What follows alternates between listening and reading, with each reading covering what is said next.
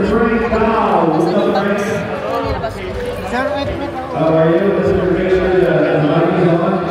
we started way back 2019 with the idea of changing local snacks into better, healthy snacking.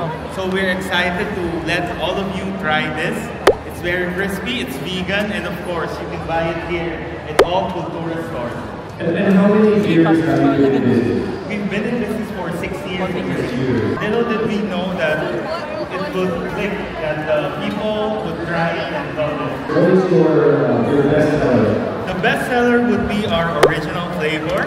What's good about the brand is before we started, there wasn't a lot of people buying kangkong, meaning there's no demand of kangkong. Isang simpleng backyard vegetable na gawa natin pera, at ngayon we export it to more than 10 countries already. Hanggang